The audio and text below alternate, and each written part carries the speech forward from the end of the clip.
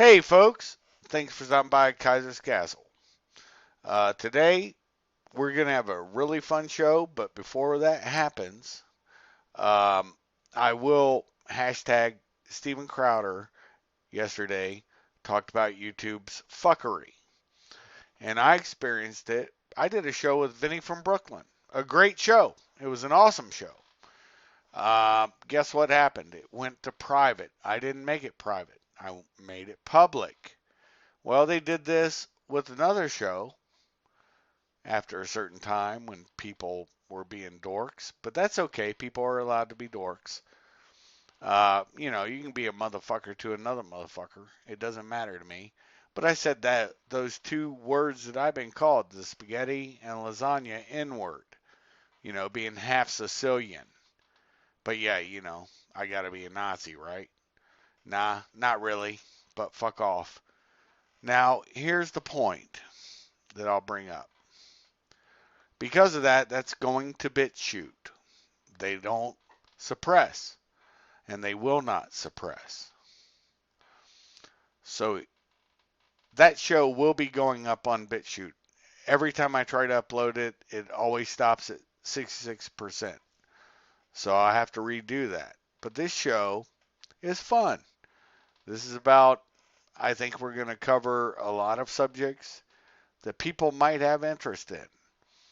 And of course, it's always with my brother Baz, who's also a fellow veteran, just from another nation, England, the UK, whatever you want to call it. Um, we're going to talk about just fun shit like covers being blown, whatever. And with that being said, take a seat on my big orange couch. Pop your coffee, tea, soda, or adult libation, and get ready for a laugh riot, I hope. How's it going there today, Baz? Yeah, good brother, good. It's good to be back on the old big orange couch of Mr. Shuff. Yeah, it's nice and comfy, isn't it? It is. I've had two people over and they're like, "Damn, you do have a big orange couch." I'm like, "Yeah, burnt orange." One of the videos that got pulled down actually on the last bullshit actually described the big orange couch. In great detail. And how it started, yeah, in great detail. So, what do you have to say today? I'll let you kick it off. You start the show on. I will say this. I will say this before we do that. Uh, this morning, when I woke up, Joe Rogan got done doing an interview with Edward Snowden. And watching that interview and hearing what he said, and he outed a bunch of things. We were joking around about this in the beginning. Uh, Programs that were not publicly known, and he went full bore. Yeah, I still feel the same. Why'd you go to Russia? But I understand it a little more. But I'll push people to Joe Rogan's program. Oh, of course I'm pushing him, so he must be a Nazi too, right? Nah, I don't think so. I'm looking for truth, and I'm selling truth the same way.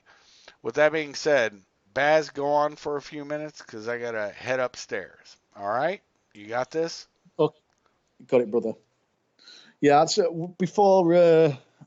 before obviously Shuff press record, we'd been speaking to each other for a good couple of hours, and just regaling old tales of sort of times gone past where we've been on different operations or different tasks throughout our past, and you always try and give over this sort of appearance of total professionalism, and you are the ninja, you are the Jedi in whatever you do, and it was just sort of letting each other know the stories of things that have happened that would totally deny that sort of appearance. Like it would take the sheen off it, and some were quite funny at the time. It was quite serious, but there's later on, a good few years later, a decade or so later, they become quite funny. And it's just about when you're on operations or something like that, and you're working under the radar. I'm not now. Don't get me wrong. I'm not talking like black operations and things like that. But when you're working covertly or you're working undercover and things like that, where the last thing you want to be doing is letting others know your identity and your purpose.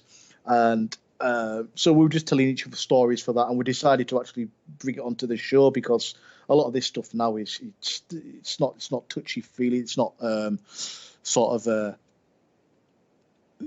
it could go out in the public space, if you know what I mean. It's not covered by the official state secrets act or anything like that. And it's just about when cover gets blown, and quite at times quite embarrassing. And I was telling Shuff one of the times we got compromised. That's what we call it. We got compromised was when I was doing some work in Northern Ireland against certain organisations over there, and for the majority of the time, the work we were doing was very low profile. It was done in civilian clothing, under the guise of working as contractors, working as usually construction contractors and things like that, because we were easy to blend in. Young guys, tattoos, yada yada yada, and obviously we're working amongst the general population. And on this one occasion, we had to actually go out into a rural area where it's quite difficult to operate as a sort of a plainclothes operator, soldier, whatever you want to call us. So what we used to do is we used to just blend in with the normal the local army unit there. So on this one occasion, we'd gone out on the ground um, to run this operation. It was a surveillance operation, and Yep. I was the team sniper at the time, so I had a sniper rifle. And we were out on the ground. We did our job, and we came back to the Belfast city centre. And we used to work out of a big police station there, slap bang in the middle of the the city centre, not too far from West Belfast, which is sort of the sort of heart of the IRA. It's where sort of like the majority of the IRA come from in the north. It's where most of the IRA council live and work and operate. Now, the IRA, they don't walk around with balaclavas on 24/7 and things like that. They're just like your normal average Joe. They've got lives, they've got families, yada yada. They just happen to be cunts who like to blow up women and children at the same time. Um, Indeed. anyway, so we came back from this rural operation back to the city centre, and then we were moving down to our sort of like the place where we used to be accommodated, which is quite near a hospital in Northern Ireland. It was sort of like a little sort of an enclosure at the back of this hospital that was quite low profile. So we had obviously plain vehicles. We had civilian vehicles. One of them had to be a Ford Transit van. Some of you will know what they are, some of you might not. But basically, it's just a work van with a sliding door at the side that most workmen or contractors use, because we don't really use pickups as much over here. No, your 4x4 utility vehicles. We tend to use a lot more sort of slide panel vans.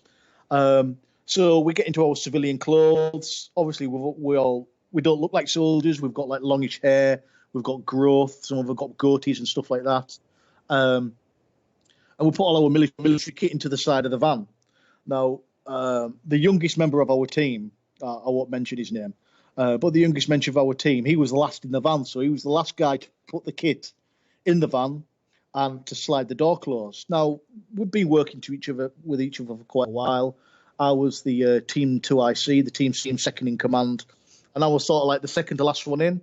So I put my sniper rifle in there, I put my belt kit in there, my body armor, and the covert role radio that we were using. So we get in the van and we drive down the main motorway in Belfast, going back down on the outskirts of Belfast, where we're going into our accommodation. And just as we come off the motorway, obviously, you know, in the UK we've got a lot more roundabouts here. As we were going around the roundabout, we heard the side panel door slam closed.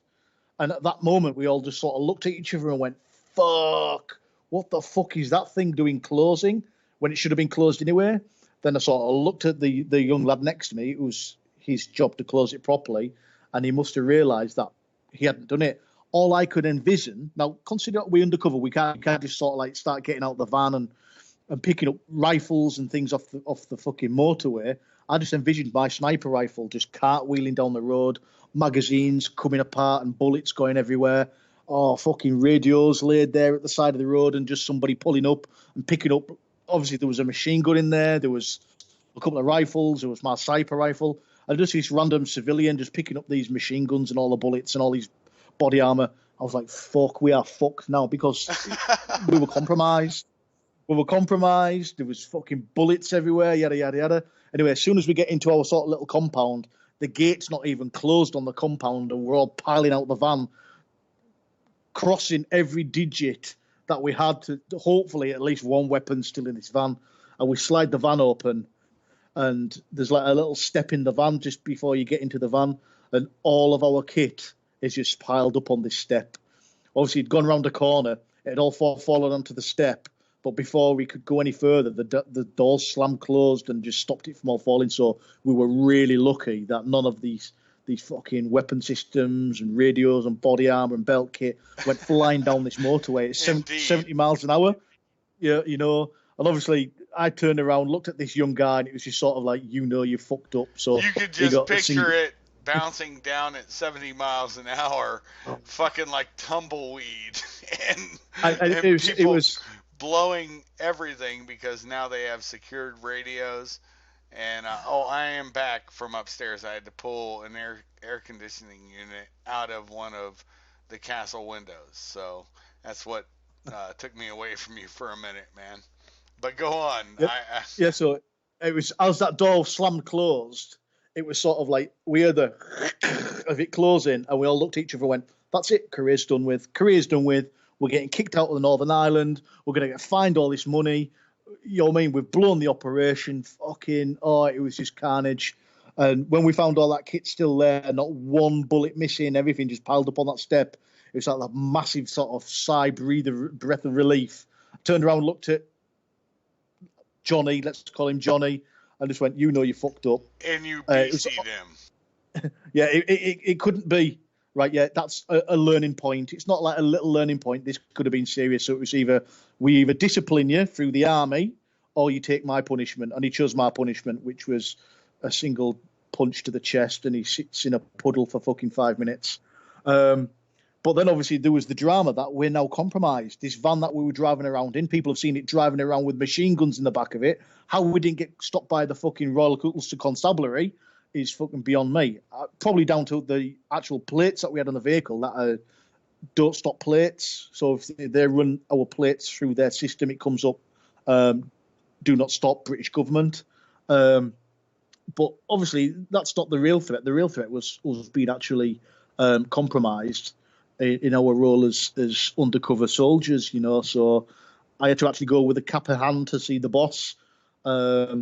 It was a really good boss, and he's still in the military now. He's quite a high-ranking officer in the military. And to say, boss, obviously we can't blame him.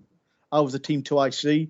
The team leader was sat in the van with us, so it was basically me and him doing paper, scissors, fucking stone to go and tell the boss that we've dropped a fucking bollock. And obviously, I think I did. I think because I was a lance corporal at the time, I did stone, I think, and he just did paper, scissors, I'm a corporal, go and tell the fucking boss that we fucked up. So I got the shitty end of the stick and had to go and tell the boss that we dropped a ball.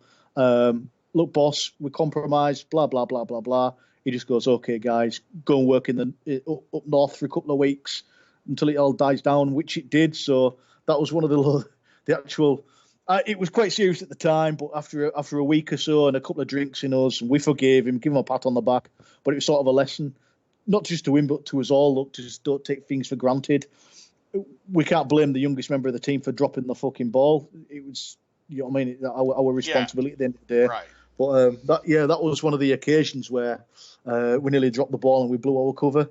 Obviously, that vehicle then had to get its plates stripped off, all the gear on it, because obviously we were operating as undercover as building contractors. So all the kit that we had on there, like the ladders, the scaffolding poles, and all that stuff had to be taken off, and we had to go and get a different vehicle, a different coloured vehicle, and things like that.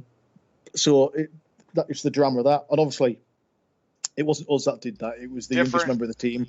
different That covered vehicle and different colored vehicle and probably new plates because those oh plates yeah, are probably already burned in Northern Ireland. yeah. Then plates were destroyed. It was scrubbed off the system. But then it was the obviously the final burden of that, which the boss was good enough to cover up because I went, "Don't worry, boss. He's been dealt with," and he was like, "Okay, then he's not going to do it again." No, he doesn't want my horrible ass punching him in the chest again, stopping him breathing for 5 minutes. Um, yeah, so that was one of the occasions where we sort of fucking dropped the ball and nearly blew the whole operation. So again, it was funny after the fact, but not at that moment in Not at the time. moment, right? When you see a fuck up happen in real time, there's a serious thought process you go through like what the fuck just happened here. And then the other part is the acceptance and the laughing about it later. I've experienced that also, but if you have another one that might be entertaining, uh, roll it out, Baz. This is your show tonight, pretty much. Yeah, it's the so it was it work in the same place, and it's back in the late 90s. And I mentioned this before the show stuff, and it was I was working with the same guys again. It was all plain clothes, and myself and a friend of mine, Andy, we had a day off. So we said, right, fuck it, we'll go to Belfast city centre, we'll do some shopping. It was getting close to Christmas, so we'll get some shopping for the wife's girlfriends. He was married and I had a girlfriend at the time. Um, and there's a big like sort of shopping mall in the centre of Belfast. So we went in there to get our shopping. We were in there for a couple of hours. Now Of to course, you get gotta into get the the shopping girly mall, something. yeah, you got to keep them happy. Um, so to get into the shopping mall, you've got to go through this big department store. Um, uh, so obviously we went in there, got our shopping. Now on the way back out, what we hadn't realised, and I don't know whether it's our fuck up or I can't remember whether we'd not been told or whatever, but the Clintons were over. Now Bill Clinton obviously was POTUS at the time. He was over, Right. and he was just doing some political talking over there at Stormont with Sinn Féin. I can't remember if it was to do with the peace process or whatever. But then his wife, obviously fucking Hillary, was over, and she was doing sort of like goodwill tours of the city and shit like that, pressing flesh and kissing babies, whatever she fucking does. Probably sucks the souls out of them. Um, As she's and in what she does, between, as she's in between licking vaginas. So yeah, we're good. yeah, yeah. Um, so I can't remember if she was opening a new department store or she was just visiting or whatever. Anyway, she came to this shopping mall. Now, I think she was visiting this because this department store to go through to get into the shopping mall is quite a high end one. It's not just like it's some scruffy as fuck like Walmart or something like that. It's quite a high end, not quite Harrods, but it's quite high end. Um, Is and it the so she level of gone there. Marks? I'm not sure what your Marks is, brother. I'm not sure No, like you're what. you Oh, guys are Marks the and ones that have Spencers, like Marks Marks and and Spencer. Spencers. Yeah, Yeah, yeah. Marks and Spencers. Yeah, along those lines. It's called Deb. Now it might have Cool. been Marks and Spencers or Debenhams. It's one of the two. I can't. Obviously, it's 90s, mate. I can't really remember which one it was. Um, anyway, obviously, Right. so she tips up the first lady at the time, and obviously because she tips up, she's bringing the entourage of fucking Secret Service agents with them. Now, obviously, Secret Service agents are quite fucking tetchy at times, especially when they're in a country where it's basically governed by loyalist and Republican terrorists. You know, so the threat was quite high, even though the peace process was in. Obviously, it's brownie points for whichever terrorist organization carries out an attempted strike or whatever. Stupidity. Yeah, Yeah, stupidity. stupidity. Yeah. So what they did, the entrance and the exit to this department store, the Secret Service and the Royal Ulster Constabulary, that's now known as the Police Service of Northern Ireland, PSNI, shut the place down, and everybody coming in and out gets basically fucking patted down, searched. Now, obviously, myself and Andy, we're carrying our pistols in our pancake holsters because we're undercover soldiers. We always go around armed. Now, remember, it's low profile. We're there undercover. We're not meant to be walking around open carry. look, I've got a big gun, because that's not how we do business. Um, we're there just as civilians. Uh, You're just there now, blending in. It's yeah, what we do, right? yeah, and our job out there depended on our cover. You know what I mean? Um, because it's not like working undercover in a police sting operation where it's like, okay, the baddies know who we are, we've blown the operation. What usually happens is you get put into a black taxi, driven down to the Falls Road behind a social club, tortured, and then shot with your own pistols. You Right. know, especially because we don't have any backup. Nobody knows where we are. We're just out shopping as just two young guys. Um, so our sort of safety and our cover depended on us not being compromised. Well, when you've got Secret Service agents down there that probably don't know the ins and outs of undercover soldiers in Northern Ireland for a multitude of reasons. One, because they're not clued up to it, and two, it's UK Official Secrets Act. They're not dialed into that the same way we're not in your Secrets Act. Um, Right. Obviously we were standing in this queue of people. I think we were about fucking 10 or 12 or 13 people away from this Secret Service agent, thinking, what the fuck are we going to do? We can't turn around now because we can't get out, because we can't go back into the mall because there's Secret Service agents there. We can't go out the way that we want to go because the Secret Service agents there. And when they pat us down, they're going to feel two pistols. That nice Obviously, little bump, yeah. they're going to go to fucking DEFCON 1 straight away and start screaming into curly earpieces or sleeves and pulling out fucking cigs and things like that. We don't want to create a scene. Obviously, they don't know who we are. I can't identify myself quickly because remember, we're undercover soldiers. I'm not walking around with a big Right. fucking army on my top. My ID card stuffed in my shoe underneath my fucking insole. You know what I mean? If someone's pointing a gun at me and someone's hopping around trying to take a shoe off, they're going to be thinking, what the fuck is this up to? So I'm like, fuck, what we're going to do? Luckily enough, that the young RUC officer that was there, she recognised us because obviously we were working out of one of the big police stations in Belfast, and she used to go to the gym the same time we used to go to the gym on an evening, and she sort of looked at us, recognised us, and like quite discreetly put her hand on her pistol and like looked at us to say, "Have you got yours on you?" And I'm like sort of give it a slow nod as if to say, "Yes, I've got my pistol on me." Um, so what she does, she turns around to the Secret Service agent and basically pulls him to one side and says, "Look, in the crowd, we've got two undercover soldiers. I'm not going to point them out to you. So what? Obviously, his reaction then straight away is to sort of like look straight at the only two fucking young lads in this queue of mums and women. You know what I mean? And he just fucking looks Yeah. at us, and I'm thinking, you fucking dickhead, what are you doing? Don't make it fucking obvious. Anyway, then she must have said, don't fucking look at them. You know what I mean? Anyway, then he goes, okay, nods it, and he goes, well, obviously, he must have said to her, you deal with it. So she came down and sort of got like the four or five people in front of us and the four or five people behind us and went, ladies and gentlemen, it's getting a bit crowded. Can you just come over here so I can have a look in your bags and yada, yada, yada. So she pulled us to one side. She didn't single us out. She pulled us out to one side with a big group of people. And the Secret Service agent helped her. He patted us down. Obviously, he felt my pistol, and I was thinking, please don't fucking stop with your hand on my pistol. Please don't stop. And anyway, he played the game, and he fucking looked down, looking in my eyes, and I just give him a sly wink as if to say, thanks, mate. You know, because it could have gone really, really wrong, all because of fucking Hillary Clinton wanting to go on a fucking shopping trip. Um, yeah, and so that was another time that it could have gone really wrong, but we were lucky that the stars aligned and things fell into place because we couldn't really identify ourselves to a Secret Service agent. If you think we could have gone to a Secret Service agent and gone, "Excuse me, mate, can I have a word?" Chances are they'll have gone, "No, I'm busy. Why?" And I can't really go, "I'm an undercover British soldier. Let me just take my shoe off and hop around till I get my ID card out."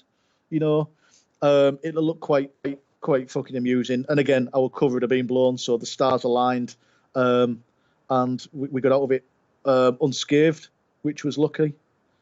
Oh yeah, I remember a few times, and I'll talk about this. This is kind of funny. Uh, this was, I think, 2003. Both times, I believe it was 2003. Um, I was working for the government here in the U.S. and first time I'll tell you about this. I think I might have said this in another podcast, but who knows? Who cares, right? The funniest part was I get pulled over by the highway patrol one time. Matter of fact, I got two highway patrol for my state of Ohio. Um, got pulled over twice. This time for speeding. The second time that I'll tell you about was because I witnessed an accident. It was hilarious both times, and it's not my covers being blown. It's just how it is. It's situational shit, and I'm going to work, but I'm gonna go work out before I go there. And so I've got shorts, a tank top on, and it was super hilarious. I'd left my first federal agency and I'm working for the second one at this point. The one that everybody can look up, and it doesn't matter. Anyways, the point is, I get pulled over, I'm speeding. I have my Glock under my hip, sitting in shorts, shorts that are, you know, there's no belt loops. It's not like I'm wearing 511 or Royal Robin shorts. And I got it under my thigh on the seat, and there was no concealed carry permit in 2003 for Ohio at that point. So I get pulled over, turn the key off, chill out, uh, not worried, car's off, hands, you know, 10 and 2, chilling, uh, expecting them to come to my left, which is what they used to do back in the day, but they had just started going to the right, to the passenger side. Well, the car that I had was similar to yours, it was a nondescript, fraudulent plates, so it came back to somebody else, whatever. Uh, but the point was, he taps on the passenger side, so I have to reach over and hand pull that window down. There wasn't the automatic windows in federal cars at that time. But, a lot of people haven't been doing this for as long as I have. So, whatever. Call bullshit. You'll be wrong.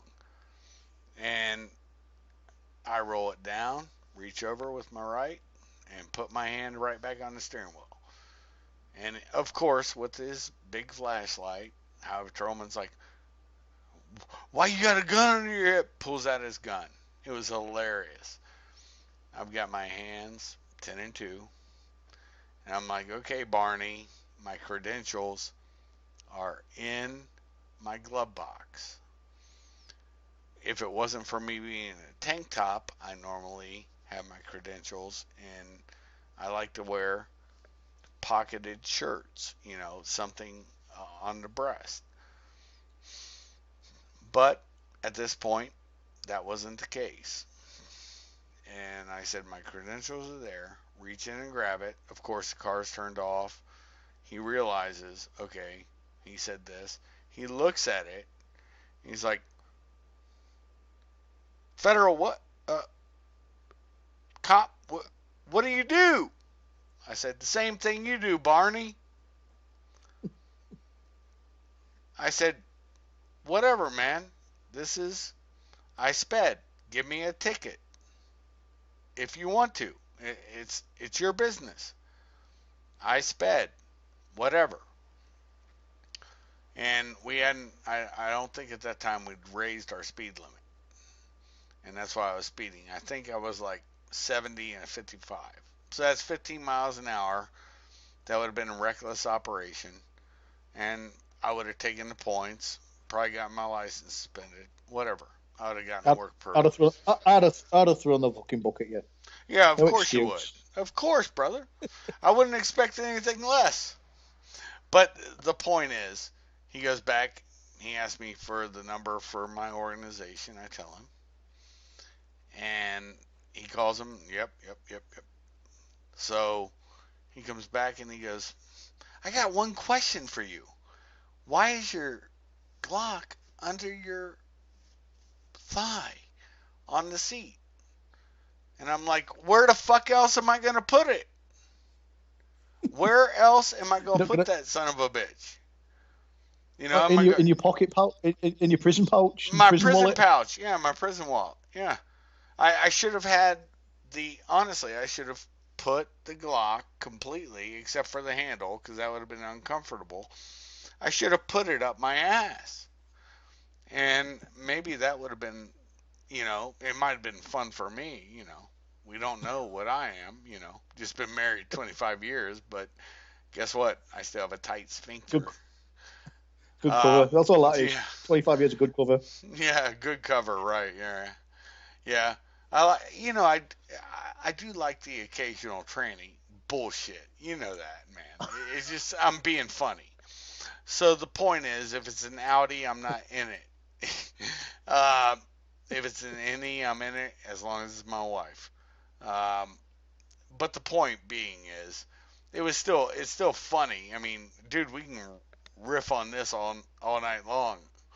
But just like with that joke, notice I didn't deny it. I just joked around about it. I don't give a fuck. I see it with Jim Norton all the time. He dates girls, but he also says, "Oh well, trannies." It's humor. We've lost the ability to have humor. Second time, this is actually uh, the accident that happened. Where I live, if people would have come to where I live, they would have seen there's a road that no longer exists. It was like a V in the road from 40 to 42. But people are idiots, and that's what people do. They assume they know shit when they absolutely know nothing. I'm coming up off 40, and I'm getting ready to turn on to 42. The old school way. The old school way that it used to be. And as I'm doing that, here comes a truck. And there's a guy in a pickup truck right before me. And I don't know if he was on drugs. I don't know what happened to him, but I remember what did happen to him. He pulls out. The truck was honestly, I don't know how this guy didn't see him. And his rear wheels of that semi truck made this pickup truck do a 360. I watched it happen. I was amazed. And it spun it around. Uh, there was very little damage to that pickup truck, honestly, considering what happened. But he went in the ditch on the other side. I go over, he's laying in the thing. Um, I use my cell phone, my government cell phone at the time. I called Iowa Patrol. I said, "Hey, something happened. Send a trooper out here. It's an accident." And they asked my name. Of course, they always do that. And Iowa Patrolman shows up. I'm trying to render aid, whatever I can do. The trucker actually realized what happened, which also is a miraculous thing, and it's also good that there was no oncoming traffic because, like I said, he got spun around and put in a ditch on the oncoming traffic side, and there was nobody driving by him, so he didn't get bashed as he was flipping. He's very lucky, but he's laying on the seat because he got spun. He had his belt on, but he got spun out of his belt. I mean, it was pretty amazing what happened. And the guy was not cognizant in a lot of things, but it was fine. Whatever. It is what it is. Anyways, Highway Patrolman shows up. I tell him what I saw, and it was the pickup truck driver got not in front because that'd be a misnomer. He just pulled out right, and I still do not understand how he did this. Right, he hit his bumper, and left, it's opposite for you guys on the right. It would be your right fender. Yeah. The tires met, you know, and it flipped him, and he didn't get pulled under. It's the most amazing thing I've ever seen.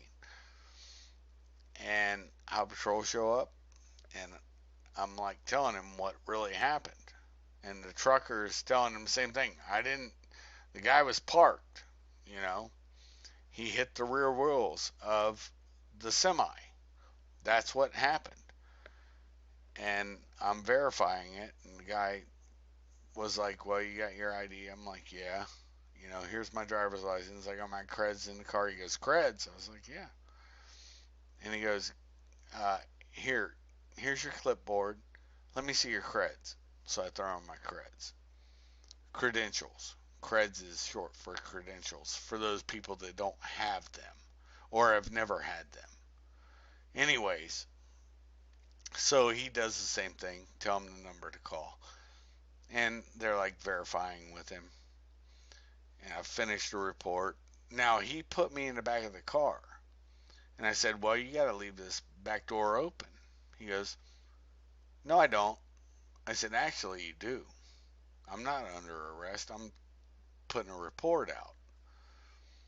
And he's like, "No, I actually don't." I'm like, "Okay, cool." So he did shut that door. So at that point, I am being detained, which is detained, apprehended, or arrest. All mean the same thing under the U.S. Constitution. And that was fine. I didn't give a fuck until afterwards. He calls them right in front of me, and they tell him, "Yeah, he's good to go, whatever." And I said, "Now you need to open the door." He goes, "No, I don't. You haven't finished the report." I said, "Hey, buddy, let me tell you something. 1984, color of law. Do you know what that means?" No, he didn't, and he didn't open it. But then after I'm done filling out the report, he opens it. I shake hands, nice, nice. And guess what? Highway Patrol got sued by me for that inconvenience. False arrest. Do you understand? You have to know the law when you're dealing with the law. And you can't be afraid of the law. Because if you're dealing within the law, they can't touch you. Because they will find out that, yes, this is authorized. And that's what people fail to realize as American citizens. You have to exercise your rights always and never be afraid to litigate criminally or civilly. And I don't know how does it work in Europa in the UK, brother, for you guys. If you had some incident Yeah, like that, that'd be it's interesting to it, know. it's sometimes it's the same where you can um you can be a bystander of something, or witness something happening.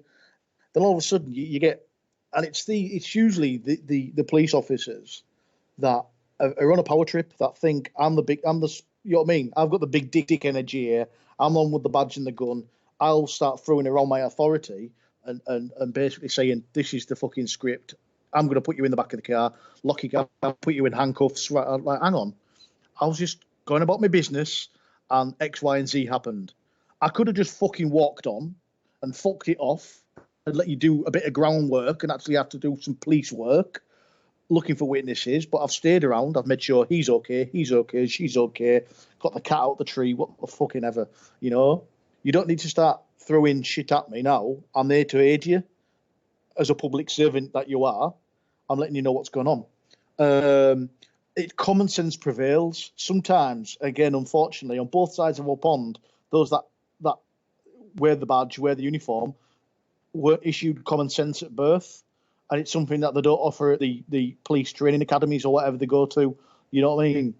It's just something some people have, and it's crazy. I mean, I'm always one for advocating self defense and things like that.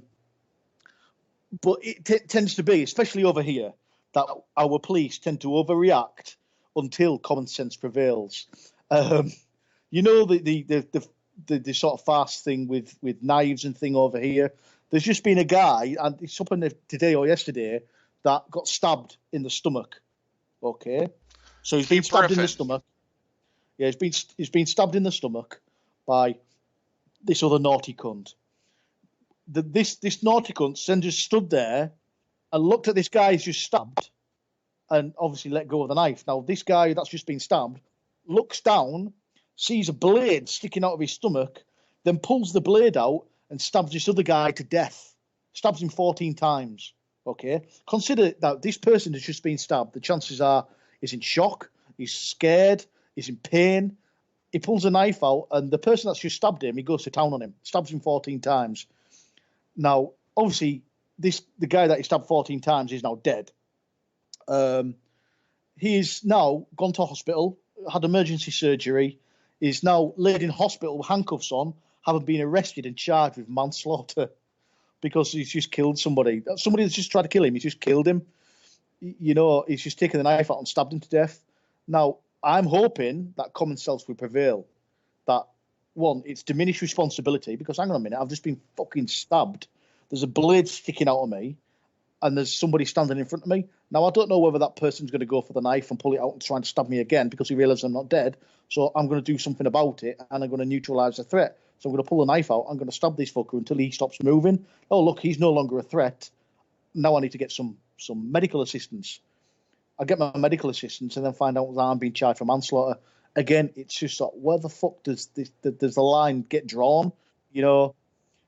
Now, I would dare say, in a court of law, any jury worth its salt will then turn around and go, "Look, play stupid games, win stupid prizes," and he gets away Yep. with, he gets away with it.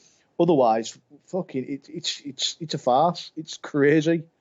Who wouldn't? Who wouldn't? If someone stabbed me and the knife's still in me, that knife's getting returned, and it's going to be stuck in their skull or whatever.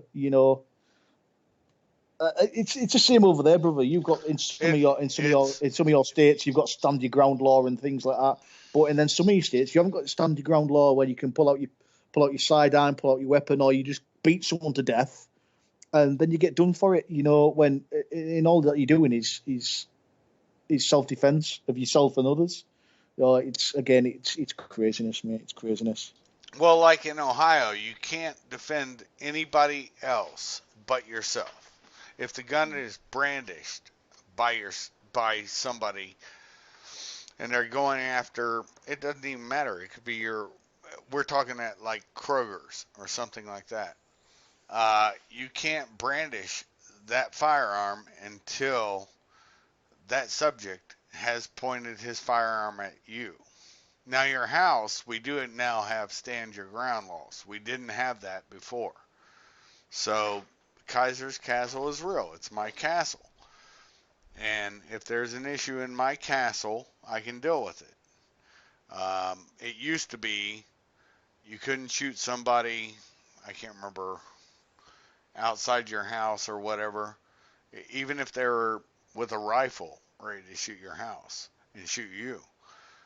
You'd have to drag them in the house. That's what the police used to always say, which was a bullshit thing because there's a blood trail. I mean, you know the reality of evidence, and you tampered with evidence. That's just another way to fuck you. Um, it's just like carrying concealed permits. I've had one for years, and since they passed that law, even when I was a Fed, I'd rather carry as a concealed carrier than as a federal cop because then I have the chain, the ball and chain is how they put it to you at FLETC, Federal Law Enforcement Training Center. You know, those that have never gone will never know, but you had to carry handcuffs on you at the same time with spare mag and your gun to carry with your creds. And it just is what it is. If you're found differently, then that's, a reason for dismissal or some shit. And that was just with one agency, my last one, which was Homeland. It matters not. But yeah, I saw the fallacy within that. But with a concealed carry, I can carry under my Ohio concealed carry, and I'm good to go. Don't give a shit, you know. But yeah, the here's the thing people don't realize is the liability. It's the same reason why you and I have talked offline numerous times. And there's no reason to have a machine gun because once you flip it to auto, you can't verify where those rounds are going. They're not going to be well aimed shots with anything. I don't care if it's a pistol, rifle, SMG. You cannot tell me you know where every round went when it's a 3 round burst, 2 round burst, or even a fucking fully automatic flow because of muzzle rise. So then you end up killing some innocent person.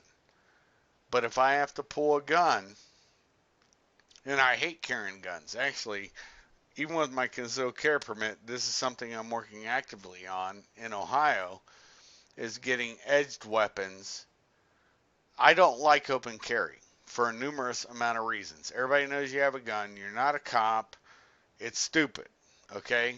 But it is your right, big R right, to carry an open carry gun in the U.S.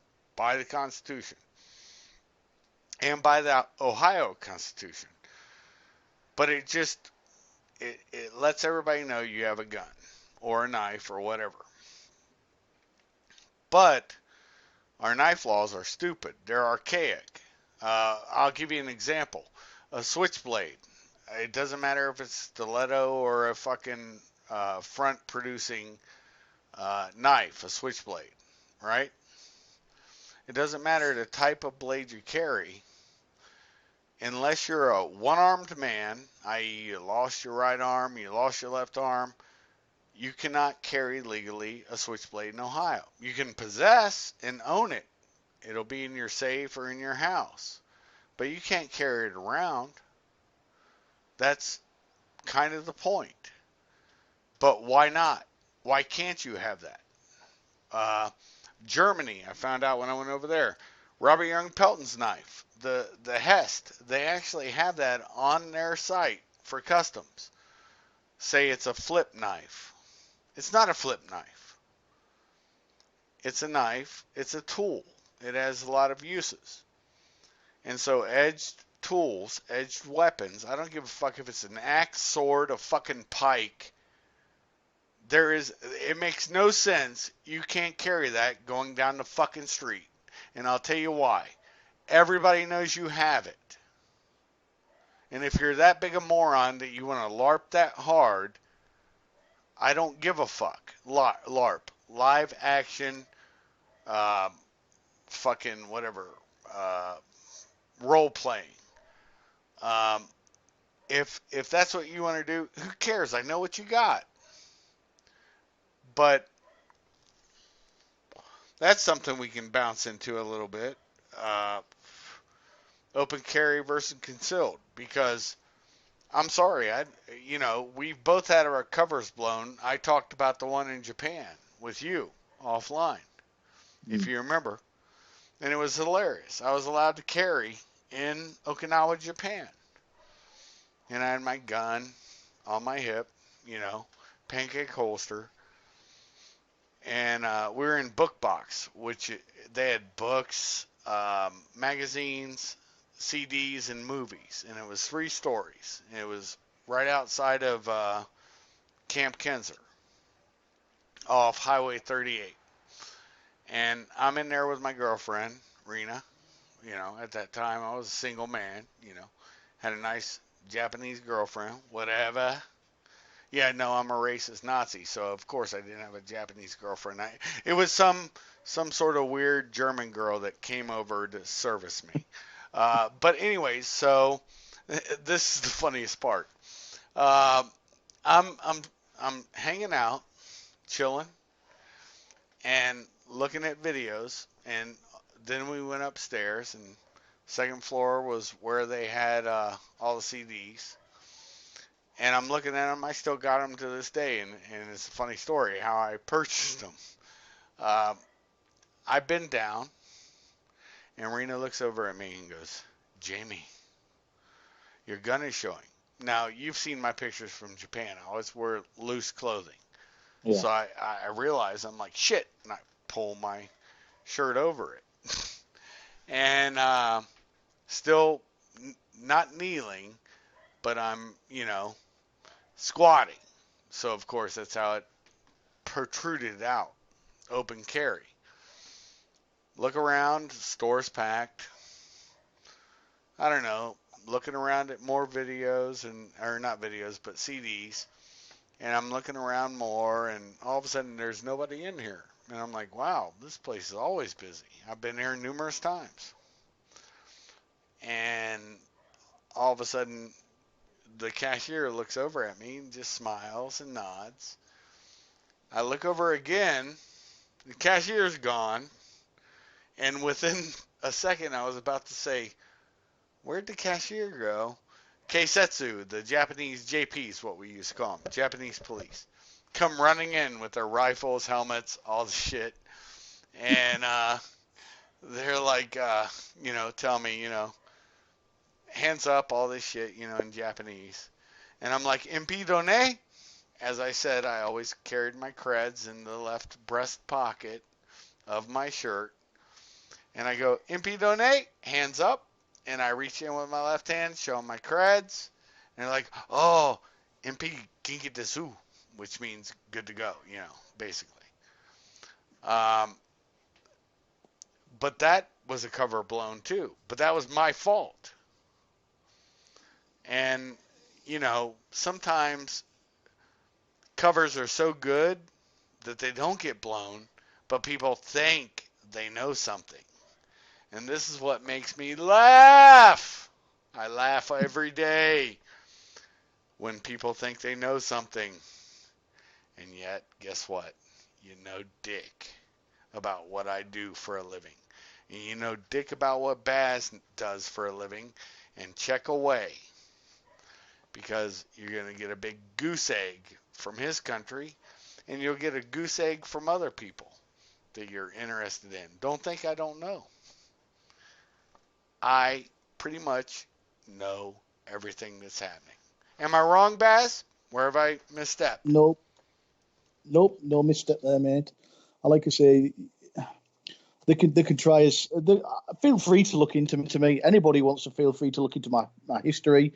It's easier if you just ask. I can tell you, rather than you trying to do it by fucking Facebook or social media, whatever. Good luck with that. And Freedom of Information Act in the UK is overruled by the Official Secrets Act, which a lot of my history still comes under. So fill your boots, especially if you're on your side of the pond. You'll just get a big fat fuck off from the Ministry of Defence or whoever you try and get in MOD's a touch with. motherfucker, isn't it? Mm. Chances are you'll probably get a knock at the door from a three-letter agency on your side of the pond saying, That's right. Why are "Why are you you look, looking at it? Yeah. why are you trying to look into a British national who's got ties to the British government and has still signed their Official Secrets Act?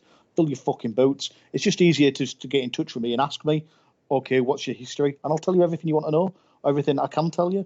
I'm not trying to hide anything. You know what I mean? If people want to know who I am, ask me where I'm from, ask me my fucking history. And I've never my personal history. I've got nothing to hide.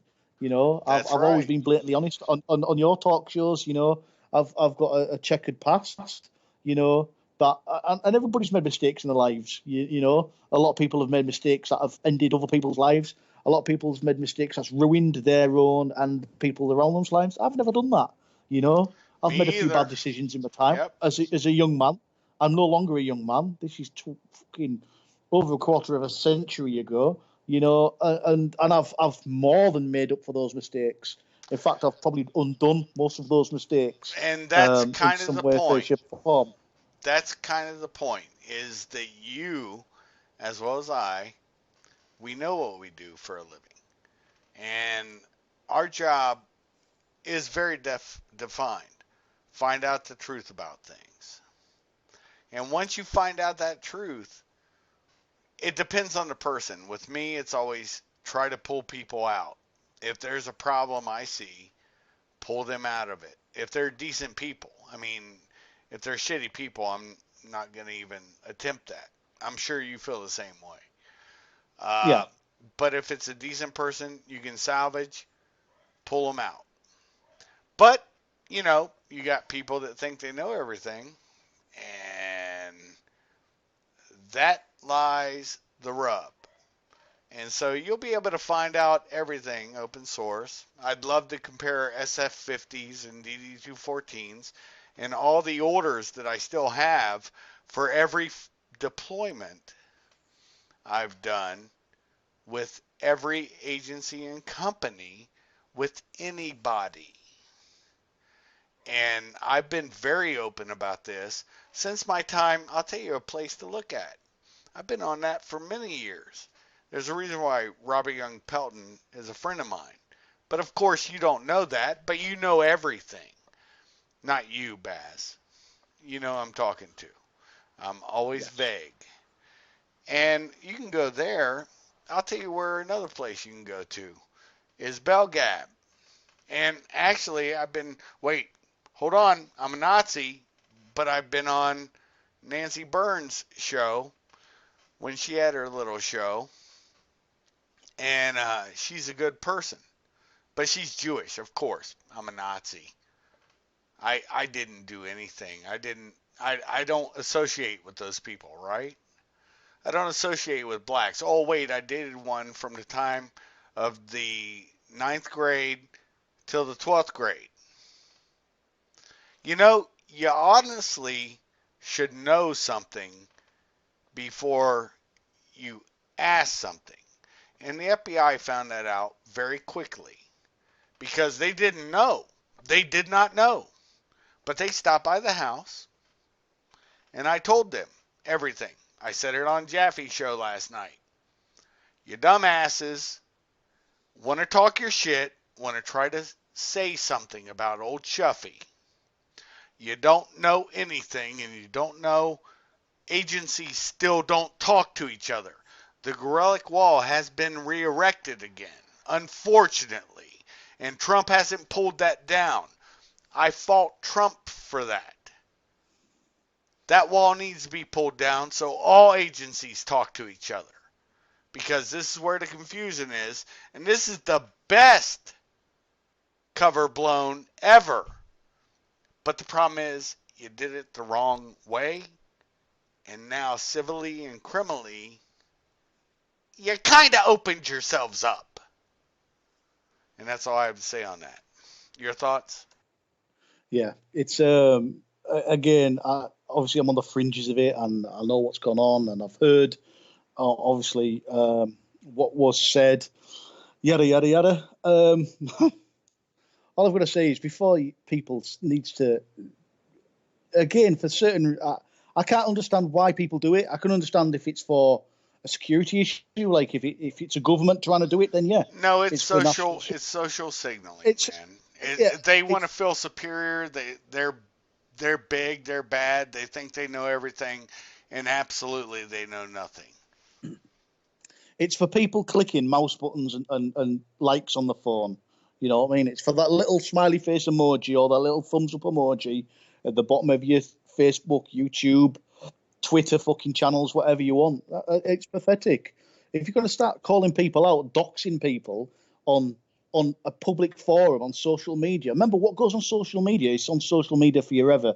Once you put it in that public forum, you no longer have control of it. That leaves you legally bound to that.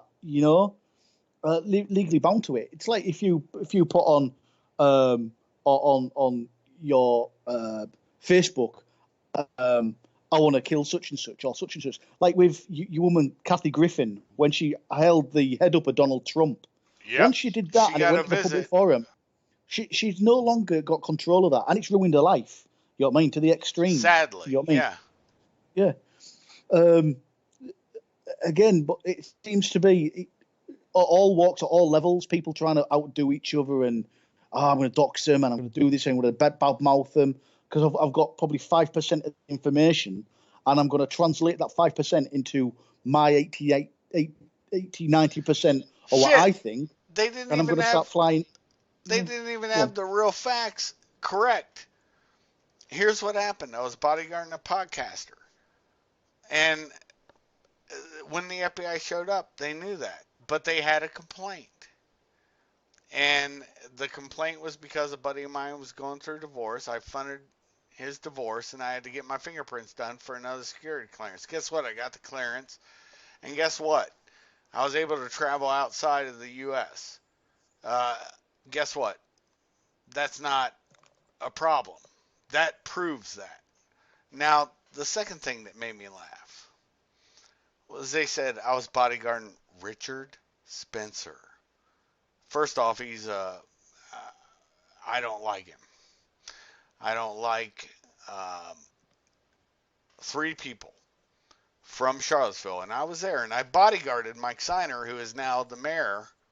At the last time I looked, still the mayor of Charlottesville, and I bodyguarded him in 2010 for Democracy International, and had a different feel from him, and I didn't even care. But here's the point: he was a decent dude at that point. He changed, and I know why. Cass Sunstein, of course, his wife. Um, People can look her up and see who it is. Hillary Clinton and the governor at that time in Virginia. This is how this works. But through tricky, if you look at the angle of the picture, you'll find it. I'll tell you where to look. I'll tell everybody on my page where to look. CNN, David Duke. It wasn't Richard Spencer, you dumb fucks. David Duke. It looked like I was bodyguarding him. Notice I'm a little closer to the picture than David Duke is. I wasn't bodyguarding that piece of shit. I call him Broccoli Man because I could tell you why, but it's a long ass story and it's stupid and everybody hates him that ever met him because he just has these inane scripted rants that he does. He's a retard, in my opinion. And anybody on my page that's alt right, you guys can feel free to leave it. The point being is that picture was put out by CNN, and that is why I got a visit because agencies don't talk. And it's also because somebody who's pissed off that my wife, my son, and I helped her husband through a divorce when he had no money and he repaid all of us, decided to call that to get some retribution. So it's already been vetted. So you guys are morons. You think I'm afraid to talk about this? Nah. Hey, Baz, is this new news to you? Have you heard this No, it's before fucking from me? a long time ago. I'm the most open motherfucker on the planet. I am the realest motherfucker any of you will ever meet. And I go places you won't go to find the fucking truth. For agencies and people and other corporations, you won't go. Because you know why? You're a cunt. You like your federal job. You like your little life. But you Yeah, don't the risk a likes and the fucking thing. likes. Yeah, and the likes and the clicks. And you gotta be the big man. Well, no, you're not. You're the weak man. Because you don't live up to your talk. But you like to say shit. Well, guess what? On Jaffe's program last night, I called and told the truth. And I'm saying it to now on my page. Yeah. Ended me? Nah. You didn't end shit. You just made me more vocal. So at this point, end it now or Anyways, that's all I have to say. Much love to everybody and respect. And notice I didn't mention a name or a No, person. no No doxing. docs here, but you doxed me, and I already have my lawyer, and uh, I think some things are about to happen, and unfortunately, you kind of fed this. You should have thought, but of course you don't, because you know everything. Well, discover it will be fun for you and for me, and that's all I have to say on that one, brother. Your thoughts? Yeah, it's. I think you've said everything that needs to be said. Again, I'm not directly involved in it. I could see the fucker about that. Not so much the fucker that you're going through, but it's just the unnecessary fuck about, if you know what I mean. Again, it's they try to out you or ask you questions in the wrong forum. If you're going to try and get information from somebody, don't try and do it in a public forum. Get in touch with somebody and say, I need to have a word with you because of this. This concerns me about your character. If you don't want to divulge such information, then I can't be affiliated with you anymore. Yada yada yada. Don't try and say, oh, I need to ask you some questions. Then have two of your little fucking minions lying in the wings, ready to ambush with pre-written questions to try and ambush you. You know, it's a coward's way of doing things. You know, coward's way of doing things. And again, as an outsider to this fucking charade, all I can see is the only outcome to this is for likes and clicks. Are you that? Are people that pathetic? Clickbait. Yeah, it Yeah, is. are People people that are that. pathetic? They are that pathetic. And And yeah, again, mate, I would dare saddens say me. I like the most guy. I most liked most of him, the and people. he even lied about one thing. Yeah, I met him, liked him. I drink soda. I don't know what he drank. I don't remember. I don't care. I drank soda. And he said, yeah, I had a beer with him. You even lie about having a beer with me. I'm driving, dude. I don't drink and drive. But you don't know that about my character.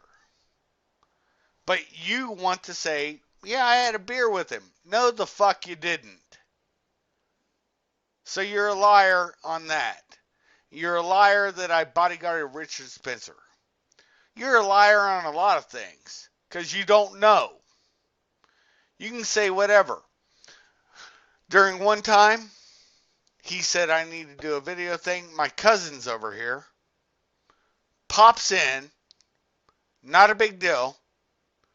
And I'm just like, I'm saying, don't come in. I'm doing a video thing. I'm being quiet about it. I hope you still have that saved. Please try to say you're going to blackmail me with that. Everybody will laugh. It's my fucking cousin. So shut your fucking mouth. You know, you don't know what you think you know. And that's all I have to say. Yeah, it's hopefully it'll be all over soon, mate. You know, uh, I mean, yeah, I mean the best thing you can do is just go It's away. over now. It's over now. I I do, said what I I do, had to say last night and today, and I'm done with it. This bullshit is settled. It's settled. But you got your clickbait. And guess what? You don't have millions of subscribers. Everybody knows this. Baz, does he have millions of subscribers? no, You've looked at it. Yeah. yeah. Yeah. But So, what I was about to say, mate, is I would say 99.9% of those subscribers haven't a fucking idea who you are, mate. So it's not as if you're like Kanye West or Kim Kardashian or the president. You know what I mean? It's some big fucking we're outing him. We're outing him. We're like, oh, okay, then they've right. outed somebody. How It's did not going to somebody make that's any nobody? difference to anybody's. Yeah, it's like them outing me. You know, it's some people listening going to go, okay, yeah, okay, carry on with my normal fucking life. It's made no difference to me to whatsoever that they've supposedly outed this fucking Fourth Reich hardline fucking alt right black hating Jew stabbing Nazi. You know what I mean? fucking It's for fucking likes. ridiculous. It's fucking ridiculous. And that's the whole point. Everybody associated. I actually liked the dude, but in all honesty, I'm like, you know, you associate with somebody who's Antifa, pro Antifa. What did you expect? I can't take, and I won't take, and I don't even go there. I saw from another person who sent me screenshots that he goes to a fraudulent thing that I built. I think I have 156 tweets of Rush Limbaugh. I think the edgiest thing I did was put parentheses around names. And that was for me to bow evil into the alt right. But see, you don't know what I do. You do. You do. But they don't. And they don't know what I was doing. But I guess I kind of, sort of should think I was pretty much successful.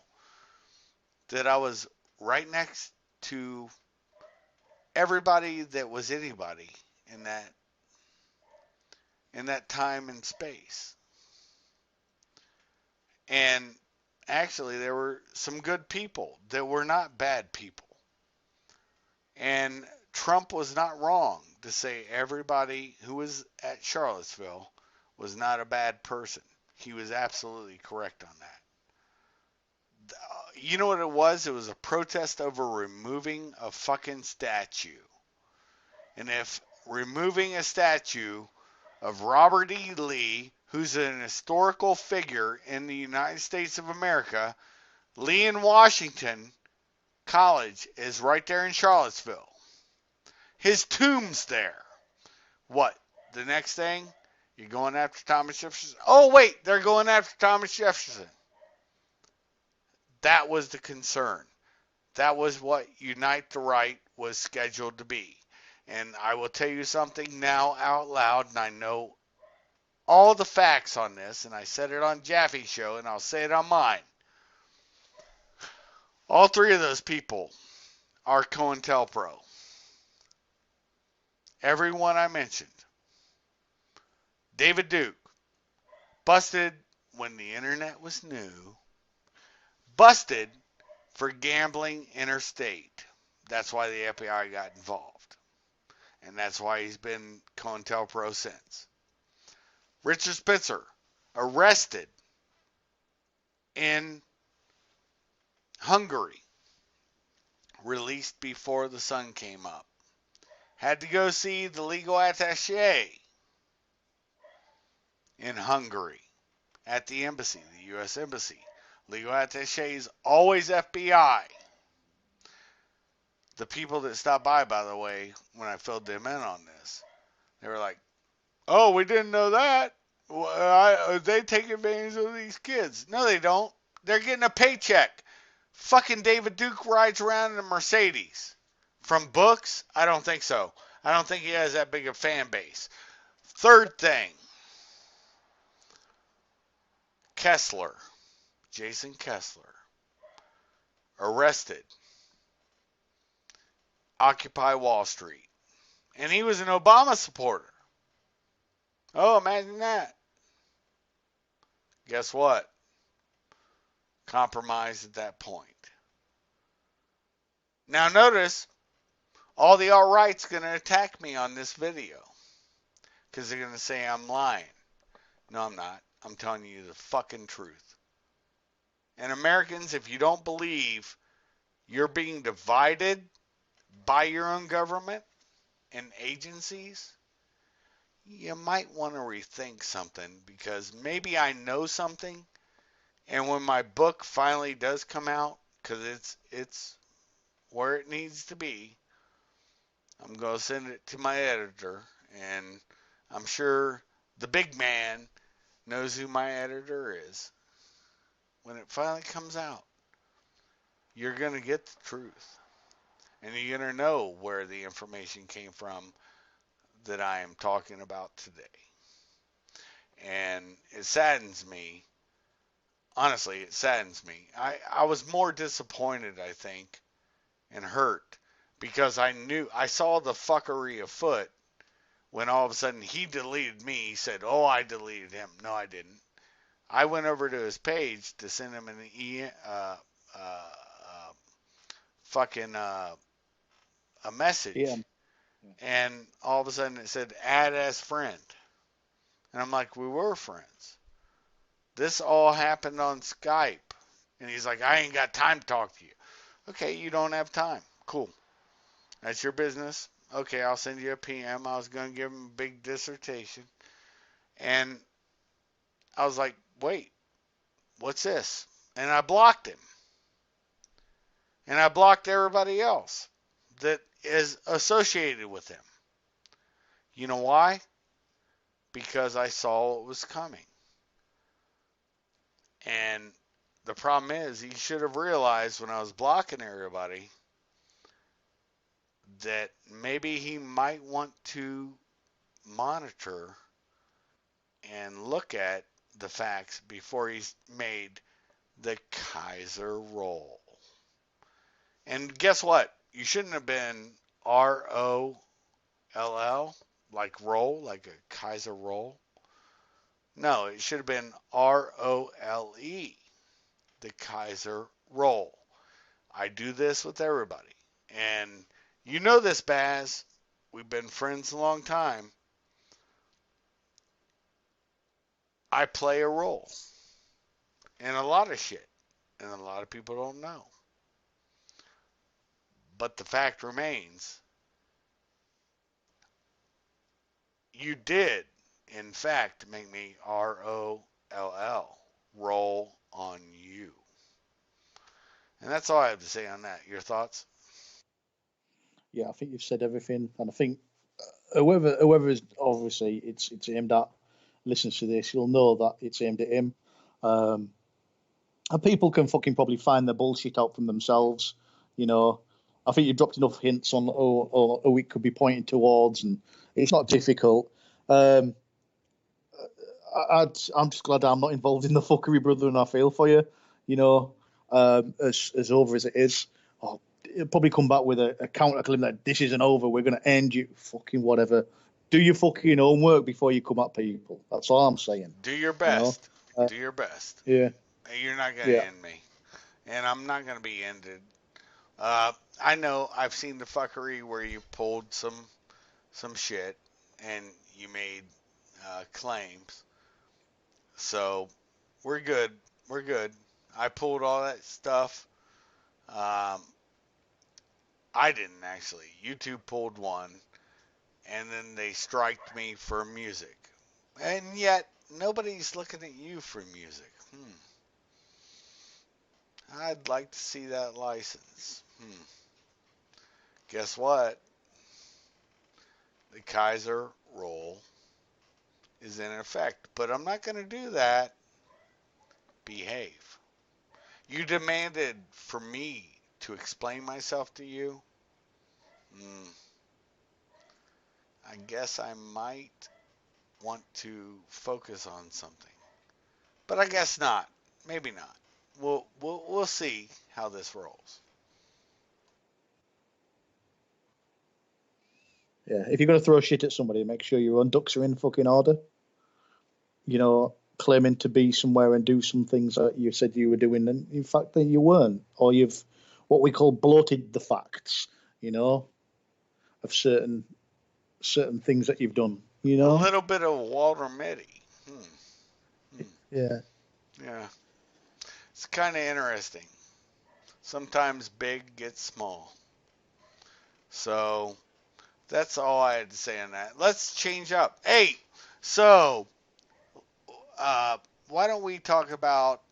Let me see. What were we talking about before the show? We talked about our covers getting blown. Open versus concealed. Oh, that's the best one. Yeah, let's do that. Yeah, I think now again because of our gun laws are different over here. Um, our right to bear arms isn't constitutionally protected like yours is, but we still have the right to bear arms. Um, so don't listen to the bullshit. I've already said that. Don't listen to the bullshit. We still can bear arms in the United Kingdom. You know what I mean? We just need a license to do so. Pretty much like a concealed carry license, or you know, there's things that we can do over here that you can't do over there. So we don't need a license for everything.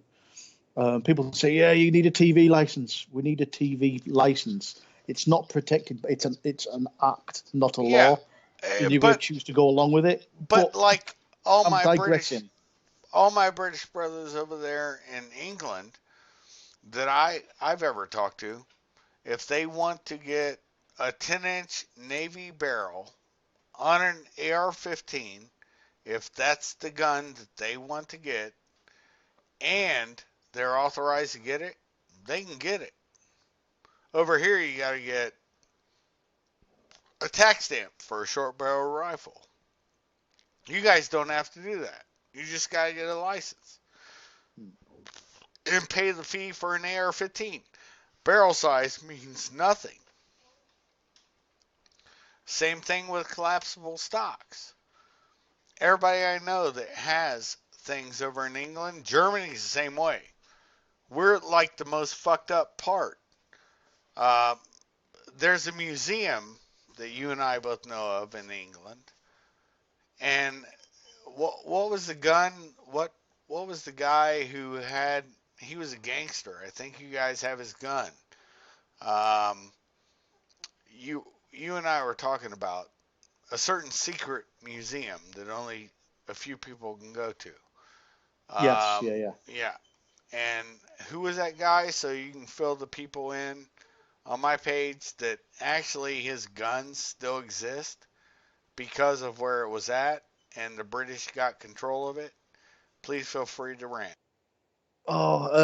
There is Billy the Kid. Billy the Kid's big irons in there. There's it's a very secretive sort of it's a national collection. Even though it's a national collection, it's a private collection of firearms. It's the largest collection of firearms, private collection of firearms in the world, um, and the most sort of expensive and priceless. There's things in there that you can't actually look at because of the very first ones. Um, there's a pair of Colts in there that Samuel Colt presented to. I'm trying to think who it was, the president of the United States at the time. There is Uday Hussein's AK-47 in there that was taken from his body. And at the time, it's not actually, it's still there, but it gets lent to the Aircav Museum quite often over in the States. Sergeant Major Plumley from, if you remember the film We Were Soldiers, um, if you watch the film, Sam Major Plumley's played by Sam Neill, and it's quite accurate. The film where he basically deployed and he was using his 1911 quite a lot. Well, in the film, what he did, he picked up an AK from one of the dead VC, and he started to use that. Now, after the battle, and he got on the helicopter, he actually gave that AK-47 to the ops officer of his regiment, Yep. a captain. I'm trying to think what he's called. I can't remember. He was the captain of that regiment who was the operations officer. And basically, when they all re-rolled through and that they ended up coming back to the UK, a lot of the war trophies were obviously your MPs or whoever over there said you can't take these back to the US. There's only certain things that they could take back to the US, and this AK was actually taken from this young operation officer captain. And it was I can't remember where it was left for all these years and years and years until it was actually going to go for destruction, and they pulled it out, and somebody with the keen eye went, "Oh, hang on a minute, that's an AK-47 from this Vietnam box." And when they actually run back the actual serial number on it and the like, because it had this captain's name carved in it, and they ran it back, and it was from what battle was it? I'm trying to think what battle it was. It was the one, no, the Aircav. We Were Soldiers Yeah, with Mel we Gibson were and Sam soldiers Neill. once. Yeah. Yeah. We're Uh, yeah. Yeah. and it's basically it's Sergeant Major Plumley's AK-47, and had it in my hands. It's a very sort of like poignant piece of sort of history. And I think the last time I spoke to the lady who's the curator there, really knowledgeable on obviously everything in there. Um, she said it was quite often lent back to the Aircraft Museum, and such and such. I think it was sort of 6 months of the year they had it. 6 months of Yes. the year the this collection had it.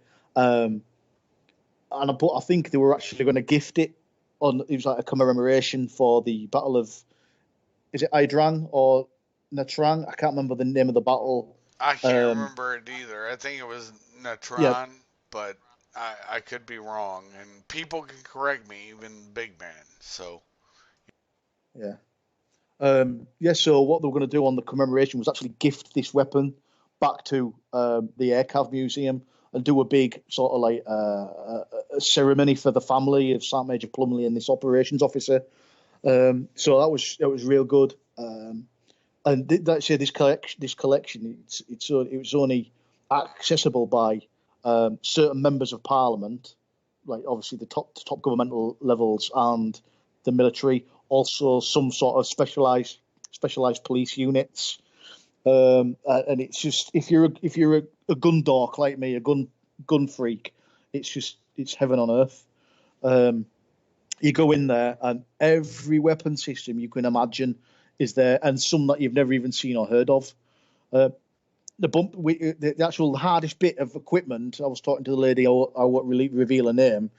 Um, the actual hardest bit of equipment that they've had to get in there, they had to import from the States, and it's just a piece of plastic. And can you guess what that bit of plastic is? That most of the places over there have just banned a bump stock.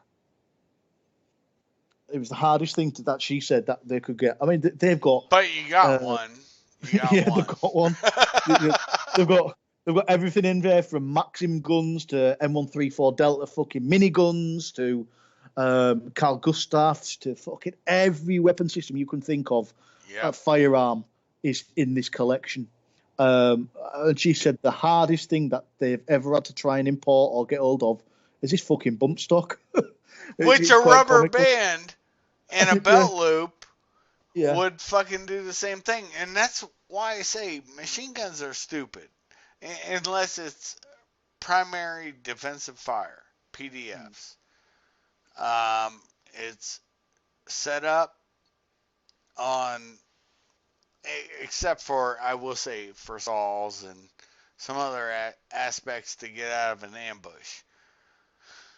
But most machine guns are always effective for PDFs. And and also you can kind of use them like artillery with like 50 cal. 7.62 not so effective for a cone of fire. But that's the whole thing. I mean, here's the thing. I went through machine gun school in the Marine Corps. I learned more about machine guns and I understand them, but they have a use. They're not a normal use gun because the well, I guess if you don't have a soul, if you don't care if you're killing kids, women, or the guy who's just walking to the grocery and gets his head ventilated, uh, I guess you could justify it within yourself. It's one of the reasons why I really like. I won't vote for her, trust me. But I like Gabby Gifford and or Tulsi Gabbard. Sorry, I misspoke. It's why I respect her because she's as anti-war as I am. Because I've actually seen war, and that woman, yeah, okay, she was a medic, but she saw the ramifications of war. And when Hillary Clinton said she's a Russian agent, she's did that with Trump. She screwed Bernie. This woman's poison. She's the one who invented the entire narrative of uh, the birther thing against Obama. And guess what? The birther thing was bullshit, but what they should have looked at was his immigration to Indonesia, which meant he gave up his citizenship. But his mother was CIA, a sex operative. Look, there is so much out there that I keep pushing and keep telling people, listen, know what you're talking about. But instead, they go with her bullshit, and it's always wrong. It's always wrong. Just like other people. You're always wrong because you don't know where to find the truth. I've been to Indonesia. I've seen records. I've seen the statue of Barack Hussein Obama. That's in Indonesia. Guess who else is in Indonesia? His burial site, along with Eva Braun, Adolf Hitler. Yeah, I'm a Nazi. This stuff is not held away. This is not bullshit. But you all think it is. But I've actually put my feet on terra firma and seen it. Have you? No. You won't leave your comfy federal job. You won't go research and find things. That's okay. You just haven't had the experience. And I know everywhere you're poking. And your thoughts? Yeah, it's the the the war, like say the going back to your point of like this sticky wet fantasy of machine guns and things like that. They're good for a purpose, and it's usually a way to fire in an area where collateral damage is going to be to the minimum, unless Yep. you're firing in a way where it's not going to damage infrastructure and other human beings or other belongings and whatever you want to talk about. To spray rounds everywhere, it doesn't meet the objective. You know what I mean? Unless you've got a Russian division coming towards you and you do not give a fuck where those rounds go, fill your boots. But if you're Yep. operating in an area where you have rules of engagement, and all we've got to do is look at the legacy from Iraq now, where every squeeze of the trigger fed an insurgency, you know, and if that's one round going into somebody because they can't shoot properly or they've flapped and they've mistaken a target, it's been through fear or sleep deprivation, poor lighting, or maybe you just absolutely fucking shit and you're living off this gung ho attitude that you're here to install freedom, democracy, and the dream. You know what I mean? And then you can Who just grass believes in anybody that up. anymore? I mean, Yeah, yeah. we know. Like, again, we've touched on it before. We know why we were in the Middle East. Let's not beat about the fucking bush. It was for certain reasons that didn't come down to this fucking mass stockpile of weapons of mass destruction. Um, it, Machine guns are there for a purpose, and that's what they are. But going back to the original point of concealed and open carry, again, you people sit on both sides of the fence when it comes to open carry. It is a deterrent, but unless I see people, and I'm going to stereotype certain people now. People who carry a big holster, a big leather holster. That's not very sort of ergonomic, and they've got the old pig iron 1911 in there, and the good at plinking targets on the range, and that's about it. If you've got that, thinking that it's going to be a deterrent, it might be a deterrent for 4 or 5 out of 10 people that are come in to do nefarious goods. Chances are, if you're It's a, coming in to do it's something nefarious, it's you've a already got that weapon system in your hand. it's a You know? deterrent to pussy. You're not gonna Yeah. get the opposite sex or ass if that's what you're looking for men. It's a deterrent. It's fucking retarded. Open carry signals to everybody that you're a cunt. You are a cunt, cunt, cunt, cunt. Oh, I got a strike on that song too, by the way. Yeah. A big if fast thinking cunt. Everybody if knows from your head to your toes, you're a big fast thinking cunt. Yep. if you're a police officer, a law enforcement officer, or a federal officer, or anybody that carries a firearm in an official line of duty, then open carry is there because that person, the people know that you're going to carry a pistol or a firearm or whatever you're carrying because you're wearing a fucking uniform. But if you're wearing jeans that you've had for 40 years, in a work shirt and your big fucking 10-gallon hat with your big leather holster on because you're 78-year old. The last time you actually pulled a pistol on anybody, if you actually did, was probably in Vietnam or something like that. You know what I mean? You plink on the back garden or down at the range. You've got very little muscle memory when it comes to pulling out your handgun or your pistol or whatever weapon system you're carrying in the line of I need to defend myself and those around me. You know, all you're doing is making yourself a target. If you are like that, and again, that dude that can fire fucking 15 shots a second and hit the target, then fill your boots, open carry all you want. Because if I saw you and I was coming in with a firearm, and you saw me coming in with a firearm, I still won't put the money on myself because you've got that skill set. But that's over thousands and thousands of hours of fucking training. That bloke that carries his fucking 1911 around on his fucking Yep. hip. Chances are he's not got thousands and thousands of hours. And if he has, fucking fair dues. But 9 out of 10 people that open carry with that gun on their hip, all you're doing is making yourself a legitimate target. If I Yep. was the nefarious motherfucker coming through that door with my ghost gun that fired fucking 30 rounds in half a second from its 30 caliber clip, you know what I mean? The first person I'm pumping rounds to is fucking you, my friend. You know what I mean? And the chances are you might not have seen me walk through that door. So guess what you've done? All you just painted is a big bullseye in your back. Yep. So I'm fucking ventilating you, and then I'll point my gun elsewhere. You know, it's that person that the people that you have to worry about are the people that aren't advertising the fact that they're walking around with a, a weapon on them, because you can't keep your eyes from fucking 12 round to 6 round to 12. You know, and all it takes is if you're by yourself, is that one person to pull out their concealed carry and ventilate you, and then they're going to be the hero because guess what? The concealed carry has done its job.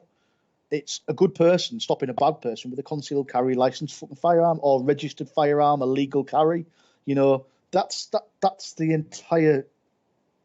I don't get my head round open carry, you know, and I don't get my head round these fucking idiots that walk down the. Yes, it's in your constitution that you can do so without hindrance. You can't be hindered. But these fucking clowns that walk down the street with a fucking AR-15, AR-10, fucking whatever over the shoulder with Morons. a magazine attached, with a camera. They're just asking for police officers to come up, and some police officers do handle it wrong. You know what I mean? Some police officers look. I think in your recent history, the United States as a stinking limey who can't handle a fucking gun, whatever. You know, uh, you've got to look at it from the outside, and you've got to look at it from a law enforcement point of view. If you see a guy walking down the street in fucking tactical vest, tactical body armor, whatever, with a fucking AR-10 over his shoulder and a fucking open carry, yeah, Tactical. yeah, with a pistol, look at your recent history or what goes on nearly every fucking couple of days in the United States is some fucking clown who's got his hands on either a license or a legal firearm or an illegal firearm, and he goes out there and he lights up a school, he lights up a church, he lights up a cinema, he lights up just random people in the street, he lights up a fucking a country music concert from a fucking hotel window. You know, No, it was from helicopters and a hotel window, but we'll talk about that. That is a show I want you and Georgios both on because the facts of that matter, me and Georgios got right. Um, uh, this goes back to honestly um, Adnan Khashoggi. And, you know, I did, that's the thing I did with Vinny. It'll be on BitChute. Um, and it's Epstein and everything that I found out with him because, I dig. And once I dig, I find. And there's some issues happening on that level.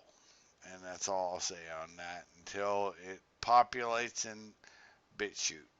And then I'll put the link on another video that it boggles my mind because I put Epstein's name in.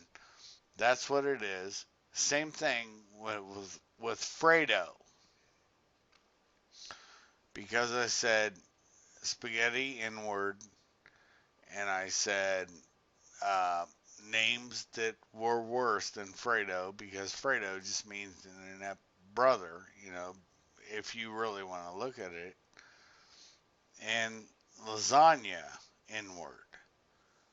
And that is the most ridiculous shit because, I'm Sicilian, half Sicilian. I'm not going to hide from Rocco D'Acenzo or the family. Fucking, I was embraced by him. Not his particular tribe, but his father paid for myself and my twin sisters poundage and our illegitimacy through, you know, child support. And it wasn't until I was in the Marine Corps. So I had already served in the Army. And they were like, well, the kids aren't going to college. This isn't happening.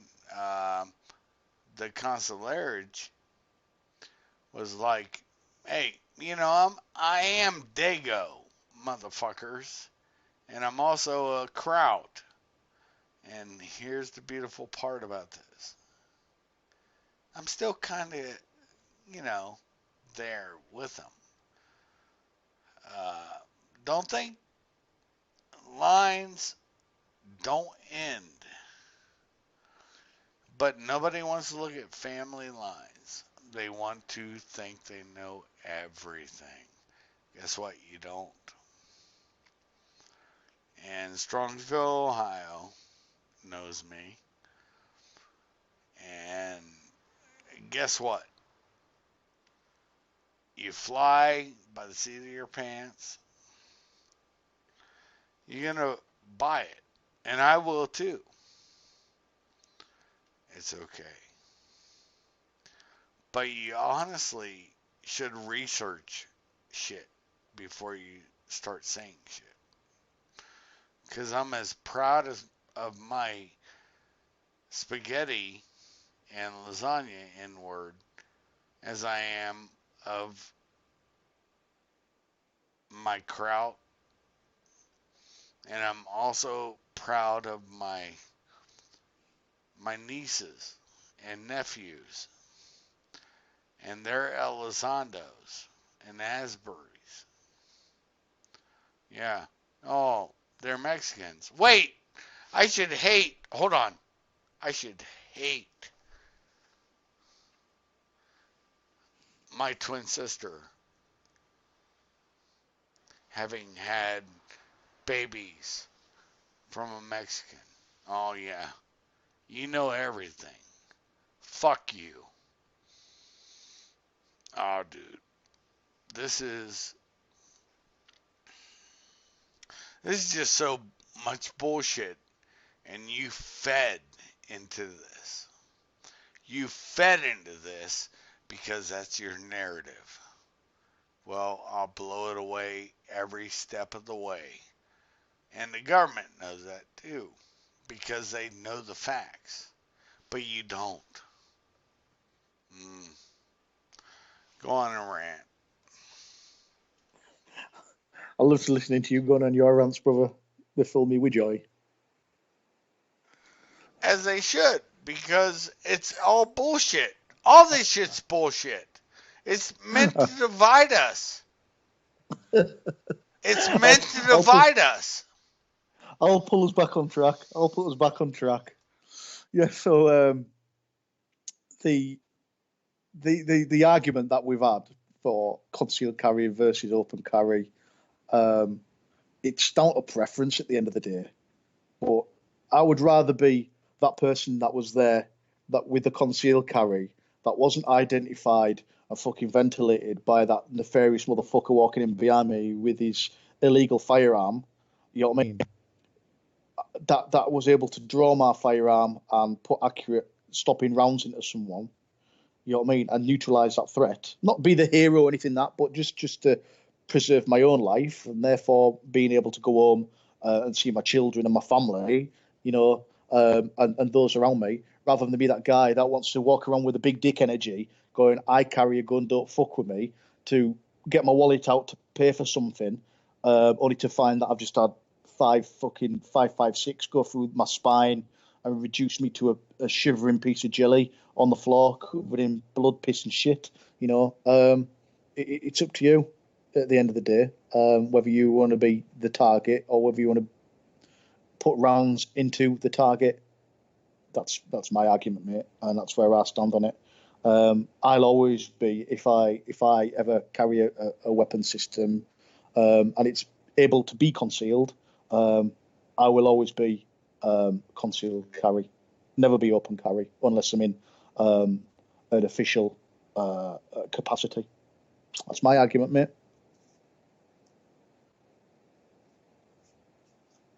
What's your thoughts on it? Well, my thoughts are I agree with you. You know, open carry, I agree with it. But you just made yourself a target. And if that's what you want to do, that's fine. Concealed carry, honestly, should not even be regulated. Um, it's a horrible thing. If you're concealed carry and you've gone through the project or the process, um, carry concealed Hmm. because Yeah, I mean, nobody I agree. knows nobody knows who's carrying, and it should be worldwide on that. And it stops the fuckery as well. Like my Yeah, previous point, mate, where before we digressed a bit is these fucking idiots that are walking around because they want to flex the constitutional right to carry firearms. Carry fucking firearms. Don't make it an issue because it's people like them that divide the fence even more. They get more people. You might have a mother who has always sat on the fence. So let's say she's neither liberal, neither conservative, neither Democrat, neither Republican. You know, yep, she might come out of Walmart one day with her fucking two little kids. yep, Okay, just before she left the house, there was another school shooting or another fucking mass shooting somewhere in the United States because it yep. happens on a regular basis. She comes out of It's Walmart not a and regular basis, but it happens. Yeah, it happens, yeah. Let's okay. I'll put it this that's way: it freedom. happens. It happens more in the states than usually anywhere else in the world. Less Right. Mexico, and I'm talking when I say that I'm talking first world countries. There's no other first world country on this fucking man's earth that has the amount of shootings that the US has. That's fact. That's fact. Yes, it You know what I mean? is. Right. Yeah, that's fact. But back to my original point. She comes out of Walmart with her two small children, 3, 4 years old, and all of a sudden there's one of these fucking bellends there flexing his fucking AR-15 and his pistol on his fucking hip and his tactical gear, and she just looks up, considering that she's just witnessed before she left the house, and now she's like, "Fuck, there's a man in front of me with a fucking I'm not going to say assault rifle, but that's what she'll think. Okay, because she's not He's clued up on looking. firearms. He's looking tactical. Yeah. What's she going to think straight away? She's going to think, this idiot's going to fucking shoot me and my children. Because it's not something she sees every day. And it's not something Right. those children see every day. So automatically, she's going to be like, I was scared today because I saw this man. I didn't know what his intentions were. Why was he walking down the street with inverted commas, a fucking machine gun or an assault rifle or whatever the, I want to say, ignorant want to call it, you know, that's going to put her on the other side of the fence. She thinks I shouldn't be subjected to that. Therefore, I'm all for banning X amount of firearms or banning this or banning this, whatever how extreme they want to take it. Now, let's say that But same they're person, but they're no, not. that same lady walked out of a Walmart and you walked past, or Johnny Smith walked past with a Yep. Glock 19 in a pancake holster under his shirt and smiled at her, said good morning, and carried on with his day. She doesn't know any different. And therefore, she's pro gun still, or still sitting on the fence, because nobody's put that fear into it. And then you can see why some police officers act the way they do, because all of a sudden they get a call on the fucking radio. There's a guy walking down the street with an AR-15. He then flashes back to what happened a couple of months ago, where the Yep. fucking idiot was walking down the street with his Acme assault rifle and Acme fucking uh, tactical vest, and all of a sudden, a policeman is going to think worst case scenario, Yep. because that's his fucking job. He needs to put himself in the line of fire. So when you got this penis walking down the road with his rifle, they're going to think bad straight away. What are your intentions? Now, if there is no conscious effort to go for one of these guns, then I would dare think, okay, if I'm walking towards a person and I've got my hand on my pistol because I'm already trying to de-escalate the fucking situation, and a hand Yep. on my pistol tells somebody in front of me, look, I've got my hand on my pistol because you're carrying a firearm. That's that level. I've gone to DEFCON 5. Yep. Okay, you put your hand on your pistol. I'm going to withdraw my pistol. You take your pistol out. I'm going to brandish my pistol and point it at your centre of mass, Well, or where I think I need to put that round to stop you as a target. Okay, and that's it. A police officer shouldn't have to fucking deal with that, you no, know. right. And he wouldn't if people didn't start getting the big dick energy. If you want to fucking brandish a firearm, go concealed carry, okay. But you don't need to walk down the streets scaring people. Now, yes, there is the pussies out there. If I saw someone walking down the street and I lived in the States, I'd say, okay, he's exercising his Second Amendment right. The chances are, if I lived out in the States, I would be certainly concealed carry, and I'd be ready, if needs be, to pull my fucking firearm out and neutralize the target if he became a threat. You know what I mean? But I don't see the sense in it, if you know what I mean. And that might be For my fucking limey guns, ass. for You might guns, limey ass no, talking shit, you know what I mean? no. But I don't see the sense in making yourself a target, making yourself known, and becoming just basically a fucking hindrance to three or four, because obviously you're not going to turn up themselves, three or four law Right. enforcement officers that could be used elsewhere doing something Something worthwhile. productive. Yeah. No, Yes, that's why I have a disagreement of open carry for firearms.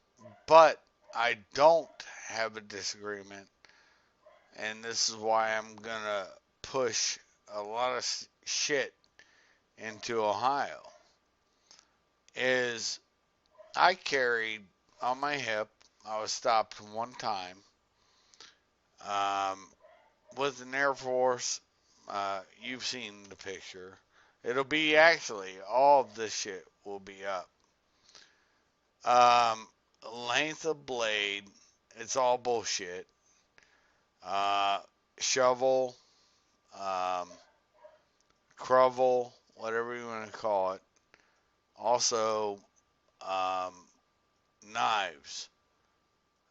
We need to review that because it's all bullshit. If you're open carrying a knife, and honestly, as you walk down the street in England, and you can respond to this, I want you to, and there's a clip on your right or left pocket in the front or the back, everybody knows you're carrying a knife. And guess what? Beware the knife fighter. There is a video out there that if somebody is trained, that's more deadly. Guess what? A knife does not have to be reloaded. Once the blade's exposed, that's the threat. And honestly, that is, um, but it's a known threat. You can look and identify. If you're carrying it, like if I got it in a sock that I tied in a knot and it's between my ball sack, that's a different issue. But if it's exposed in some way, everybody knows there's a knife there. And honestly, you can say, well, Benny the Jet, all these different people that were good knife fighters from that video, Beware the Knife Fighter. When you look at that video, and everybody should, it's more dangerous than a gun. I I used to have a saying for any cop around me. I didn't say it's them, but they knew what I meant when I say it now. Thank you for carrying my gun for me, because I will own that gun with a knife. I'll own that. I'll own that person even without a knife. It's just retarded, man. I mean, anybody who walks around who has a gun exposed, they don't realize what they're doing to themselves and others.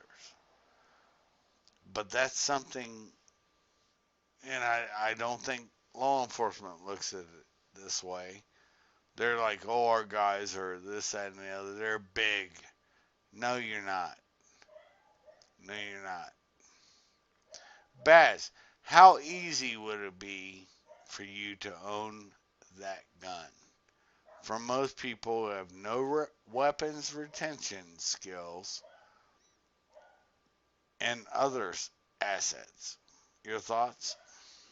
It's quite simple, really. I mean, if I was in a situation where I wanted someone's weapon off them, I wasn't openly a threat myself, I wasn't carrying my threat to self. All you've got to do is get within 6 feet of someone, and the chances are before they've even realised that I've got my hand on their weapon system, that's when their brain starts to think, okay, it's close the distance. If you're in a bank, for example, or you're in a grocery store, and someone comes within 6 feet of you, that's not uh, strange, if you know what I mean. It happens on a daily basis.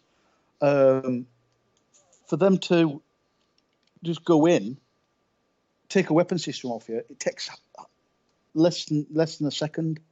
Less than a second. Um, it's quite. If I had a knife, it's even easier because there's going to be no resistance. Because a knife, Yep. let's get Hollywood out the way of stabbing someone in the back like that. If you know what you're doing, you're going for the side of the rib cage, where you're going for lungs, liver, you know what I mean, lungs, liver, heart. You know what I mean? 3 or 4 pumps with a knife, and someone's collapsed on the floor.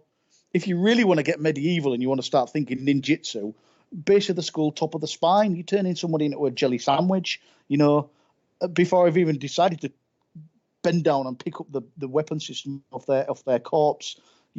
So open carry again. What you're going to do? Keep a big sign around your neck saying keep within 21 feet of me, because it's 21 feet. And LAPD did a video not so long ago, about a year and a half ago, 2 years ago, where they said the 21 feet, someone with a knife within 21 feet Yep.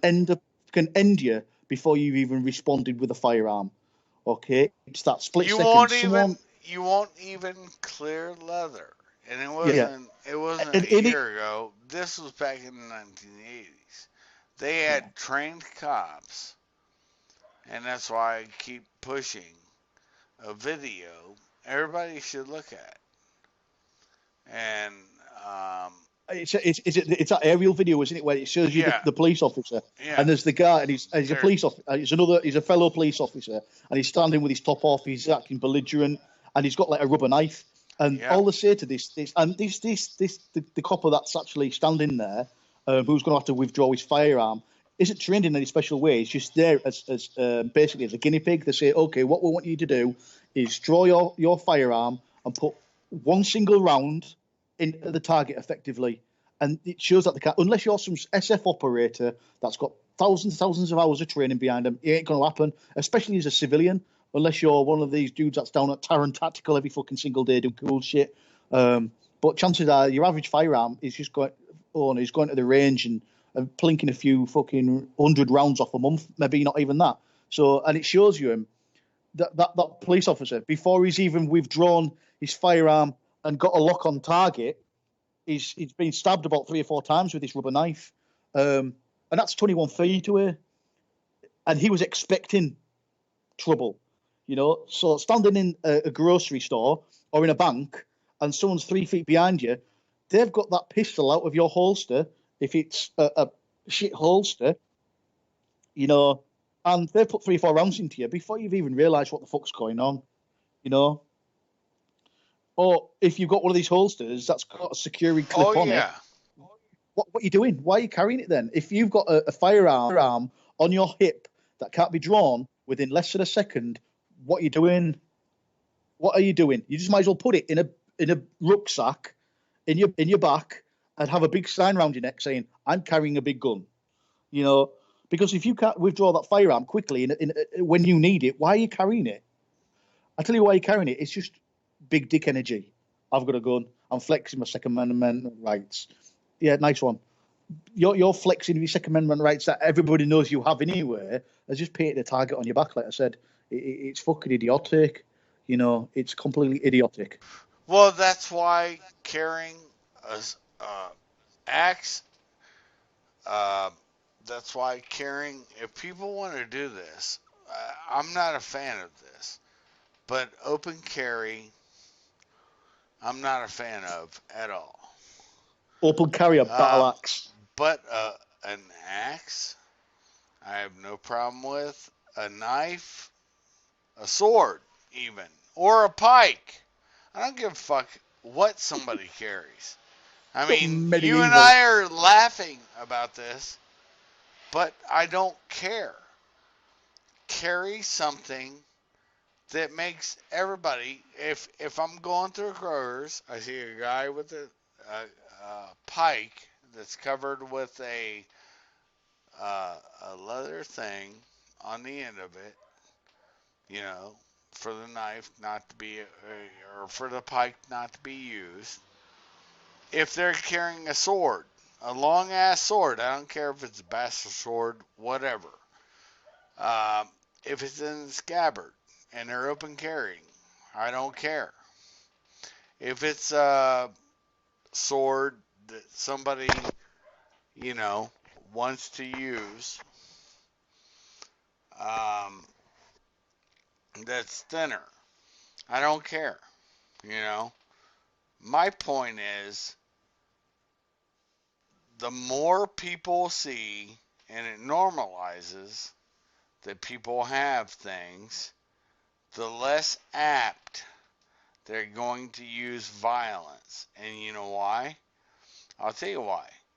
Because now, conversations, here's the funniest things with, and I said this on another show. Um, it was funny to me. Even during Charlottesville, you saw Oath Keepers and you saw uh, John Brown, leftist, talking guns. Tim Pool made an entire video of this. And he was like, it gives me faith that these people who carry guns respect what they're doing and they're having a civil conversation while everything else is going berserk around everybody. That's the point. An armed society is a polite society. And that's why I Certainly. can say I don't disagree with that. I mean, brother, we'll get together when we have to get together on a certain project. But the point is, I don't want anybody disarmed. I want everybody to at least have a pocket knife that's deployable Mm. for anybody. I Yeah. mean, so what? Am I cunt for saying this? I don't think so. And I'm No. sure even the biggie guy feels the same way. But Mm. of course, he's got a social signal. You and I don't have this issue. You're a regular guy, like I am. Of course, we don't have our egos where we have to be the big guy. You know, it's kind of funny. Mm. You know, we do this for a living. Other people don't. They just have nice, soft lifestyles. And maybe they can't even take a knife into the job. Honestly, I don't know. I'm not going to try to say something about the other person, but it's kind of saddens me. Just make it a national fucking law where as long as it's displayed, even if it's in your pocket and there's that little clip. Look, I've carried a knife since how old was I? 9, 10? 9, 10 when I was a Boy Scout or a Cub Scout. I've carried a fucking knife since I was 9 or 10. Why can't I carry one now through an airport? Think about that. Think about that. Why can't I do that now? It's because of paranoia and not doing what the Israelis do, which is, oh, wait. I said the Israelis. Wait, I'm super fucked up because I'm a Nazi and I support what they do. Why don't we? It's not. Um, we're not provocating, i.e., we're not looking at these people as all potential terrorists, but we are looking at them as what's their thoughts, what's their beliefs, and so then we tune into them.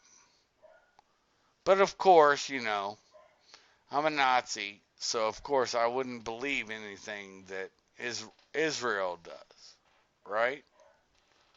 Now, you don't have to take knives or guns or swords or fucking pikes from people coming onto a fucking aircraft as long as you understand who they are and you talk to them before they board the train or the train, plane, or automobile. It's stupid, man. This has gotten stupid beyond all stupidity.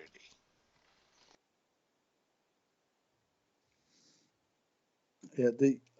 I think the a good sort of proving point that I came across a couple of years ago on the argument of concealed and open carry is an audio book I listened to by a guy called Brandon Webb, um, ex Navy SEAL guy. He was the one of the sniper school instructors. He actually overhauled the sniper school course for naval special warfare, and then he went on to work for other organisations. And Brandon Webb, he wrote a really good book called The Red Circle. If you've never read it or listened to it, highly recommend to check it out. It's an amazing book. Um, Brandon Webb was the guy that taught Marcus Luttrell, his brother, and Chris Kyle. Okay, so some of basically the finest snipers and warriors that the United States has put out there was trained by Brandon Webb. And at the end of one of his this audio book, the Red Circle, he talks about Chris Kyle, and he goes, "So I'll tell a little story about Chris Kyle that not many people know about." And basically, it's the story where Chris Kyle comes back from one of his deployments in Iraq, and he's just in his pickup, his 4x4, and he's going down to the gas station to get gas and a few other items. And he goes to one of the ATMs to get some money out. And basically, he's being watched by these two naughty cunts. And basically, they see him and they come up to him and they pull out a firearm and basically try to rob him. So Chris Kyle, obviously, he's quite calm. He's had weapons pointed at him before. He's a Navy SEAL, so he's quite calm and he's got the situation under control in his head. So what he does, he throws his keys and his wallet on the floor. So as he throws his keys and his wallet on the floor, both of these Yep. nefarious fuckers look down at his keys and wallet, and as they look down to his keys and wallet, they take his attention away from him. He goes to his CCW, pulls it out, and fucking smokes the pair of them with a pair of 45s Yep. apiece. Um, and then, obviously, he gets his mobile phone out, phones the police, and says, "Look, there's been a fucking shooting, yada yada yada." The Wherever he lives, obviously the Texas PD, they pull up and they basically so they interview him, yada yada yada, and it's that much of a justified shooting that the officer in question that comes obviously to the scene actually pops open the trunk of their vehicle and gives him a couple of 45s back to top up his mags, you know, and that to me is a telling sign of Yep. how effective CCW is. It's not the fact that it's Chris Kyle and he's a super ninja fucking, or rest his soul, a fucking was a super ninja Navy SEAL and he managed to do that. It's the fact that if he was open carry, what are the chances of him actually getting to put his hand on his pistol? Very Yep. fucking slim. Because that Very person slim. who's brandishing that firearm is more, chances are they're looking at the firearm on an open carry's hip rather than looking at the person. As soon as you go for that, they're going to ventilate you. So the proof's in the pudding. You know what I mean? If it's good enough for one of the finest warriors that your nation's produced, CCW, that has used his firearm in a justified shooting in self-defense, has smoked two scumbags at the side of the fucking road, I'm all for it. Open carry, chances are, as soon as he moved his hand, he'd have been ventilated, Navy SEAL or not. Okay. On that note, there, brother, I'm going to have to love you and leave you. I've got to scoot. It's been amazing to be on the big No orange problem. couch again. No problem. Again, No problem. it's been a long one, brother. It's been a long one. This has probably been our longest talk. I have no issues with that. I will say, here's the thing. I dislike open carry. I also, um, I'd rather have people carrying a knife, honestly, because that's the only way you can protect yourself. I can close the distance on most people with a pistol. I have a video where I pushed the distance of the maximum effective range of a G19. That's an intermediate barreled gun for a Glock. And I still was ringing that bell.